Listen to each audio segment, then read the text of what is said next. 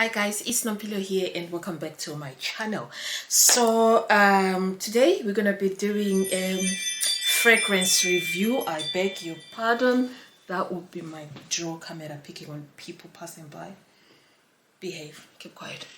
Right, so we're gonna be doing yet another fragrance review. So this time it is Givenchy giving us another new flanker, expanding their Linterdit or El Interdit line. I don't know how you say it, but I like to say Linterdit because, you know, I'm that person. So yeah, this will be the packaging for the fragrance. And yeah, so 2025, they are bringing us another expansion on this line right here, and the perfume is called Angelique Rouge. So it's Linterdit Angelique Rouge and it's an eau de parfum. And yeah, so this is what they are giving us, this is what we are looking at, this is what we are dealing with. So if you've used any of these fragrances, I think this will be either number 4 or number 5 if I'm not mistaken. If you've used these fragrances, you know they bring up that boldness, that spiciness, that warmth, that longevity. Generally, that's the vibe of the perfumes. They are heavy hitters. They are here to stay for a good time and a long time. So yeah, so I thought, let me just pick up this perfume because I do love their perfume, especially their perfumes, especially this line. So I thought, hey, why not? You know, I can bring it on, talk about it. If I love it, I love it. If I hate it, I hate it. But generally, I've gotten, you know, a moment to play with the perfume, and I must say, I love it. I love it. Now, from the get-go, this perfume is like the rest of the perfumes in the line. It's bold. They are not for everybody. You know, these perfumes, they are not for everybody. They are bold. So if you love a bold perfume, you will love this. If bold perfumes are not for you, you like some floral, light fragrances, then this may not be for you.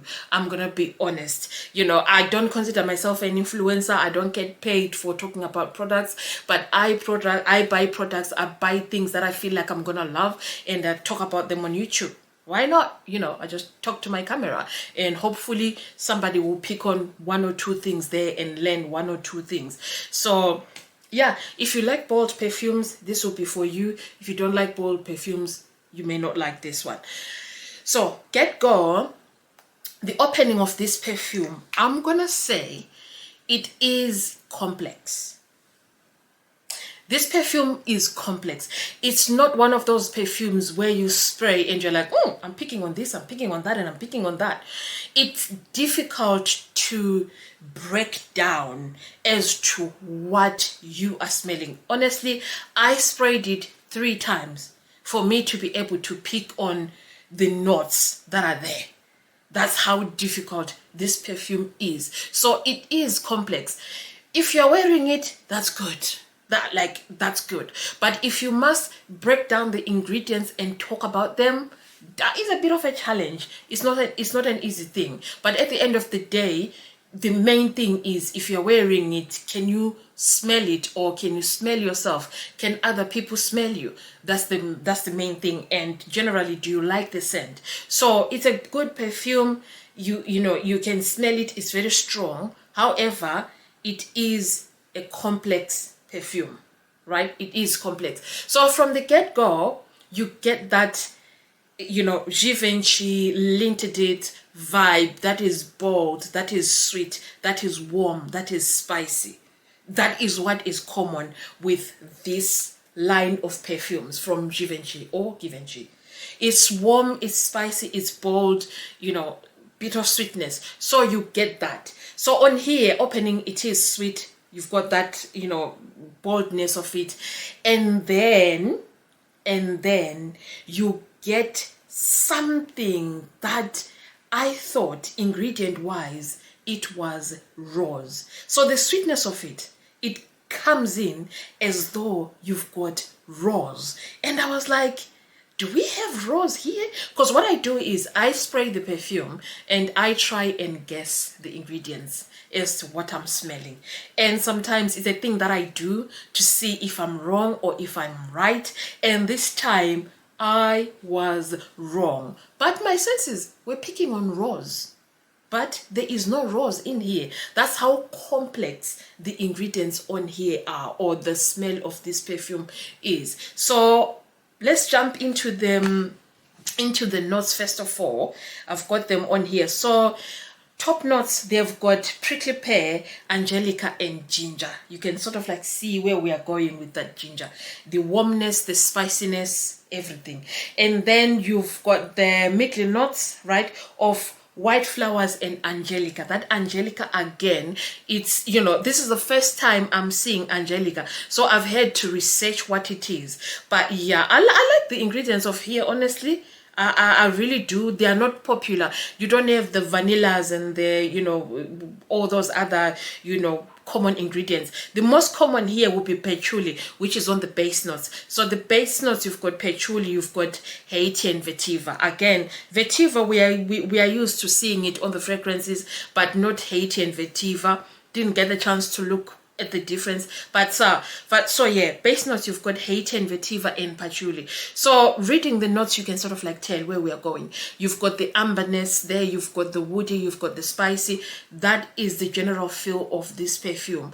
So yeah, so as I said, you opening, it's sweet, it's complex, it's warm, it's spicy. And then you've got the halfway through, I found this interesting, you've got that amberness kicking in, that it will confuse you where it's coming from, but I guess it's the patchouli. You've got that amberness kicking in, that warmth, and then, you know, it becomes a bit earthy as it dries down. So yeah, in terms of ranking it with other perfumes, it sort of like reminded me of Valaya, right about there with Valaya and Alien, you know, those notes that seem to be very ambery and very strong, yet they've got good longevity. So it reminded me of Valaya, honestly, when I started using it at first. So yeah, and then you've got the dry down, which is a bit woody and spicy and, you know, very warm. It's one of those fragrances that give you the smell me again type of a thing. So you smell it, you're like, oh, this is nice. And, oh my God, this is so nice. And oh my God, this is so nice. So yeah, dry down is very spicy, woody, warm. It's a bit electric. I did write some notes here to remind myself. So it's a bit electric. It's like in your face, but not in an offensive way. Although, again, I must say this, as much as I don't find it offensive, this perfume, when I sprayed it for the first time, I was so excited. I opened it. I was like, oh, you know, I want to know how it smells. It gave me a headache. One spray. This is how strong it is. One spray gave me a headache. I sprayed it, smelled it, and I was like, oh, I'm going. I don't know where, but I'm going somewhere. And then, you know, I had a headache. So this is how strong this perfume is. That's why I say it's not for everybody. Some people may not like it. Some people would say, you know, it may make other people sick in terms of how strong it is, right? But again, it's a beautiful, beautiful fragrance. Now I've got this one, you know, I pulled this one out as like a comparison, and this one comes in very, very sweet, whereas the sweetness of this one is a little bit toned down, right? It's not as sweet as this one. However, it is strong. It's way stronger than this one. So if you've used this one, expect double strength. Although the dry down is not the same, I wouldn't say they are the same, but I'm comparing the strength of this perfume compared to that one. This one is strong. This one is a heavy hitter. Now, so yeah, dry down again. One thing I picked on this, on the dry down, it gives out green, fresh green, which almost smells soapy. Not aqua, but soapy, like you've used a really nice soap. You know, you scrubbed up and used a really nice soap. It's got that, you know, original soapy smell. So yeah, if I was to layer this, for those people who like layering and whatnot, I would layer it probably with Lost Cherry, because I noticed that Lost Cherry is not as strong. I don't know what the whole hype is about regarding Lost Cherry by Tom Ford. Lost Cherry is not that strong. So Lost Cherry is, you know, it's okay to mix with this and any of the Carolina Herrera fragrances that are a bit rosy, because honestly speaking, when you smell this, you would think there is rose, right? But however, there is no rose. So this perfume is strong enough to layer it with other weaker perfumes. And Carolina Herrera fragrances, they come in with that rose, that sweetness, but we all know they don't last that long. They may give you tops 5 hours. So they are very good in terms of pairing it with this one. And so yeah, I mean, as this dried down, you get that patchouli mixed with the Angelica, which is, according to them, that's a plant, but also it can be used as a synthetic ingredient. So yeah, basically that's what I can say about the perfume. It's really beautiful. It's really gorgeous. As I said, it's worth having. But again, the strength of this perfume and the aggressiveness of it, it's not for everyone. It is not for everyone. If you like strong perfumes like, you know, Marc Jacobs Decadence, if you like Angel, the original, the Star, if you like Tom Ford, you know, Black Opium, not Black Opium, yeah, Tom Ford, the black one. You know which one I mean. I'm forgetting all these perfumes. If you like that perfume, then you may like this. Especially if you like Marc Jacobs Decadence. Because again, it does remind me of like that. So if you like Marc Jacobs Decadence, you may like this one. But yeah, that's all I can say about this fragrance. It's nice. Will I buy it again? Yes, I will buy it again for its strength, for its longevity. It's my kind of perfume. I like the boldness of it, and I do like how it smells. That floralness mixed with the amberness, I find it's you know, I like that. I like amber fragrances in general. So if it's floral and mixed with amber, I'm getting it. That's my thing. Anyway, guys, thank you for watching, and thank you for those people that have managed to subscribe to my channel. I really do appreciate it.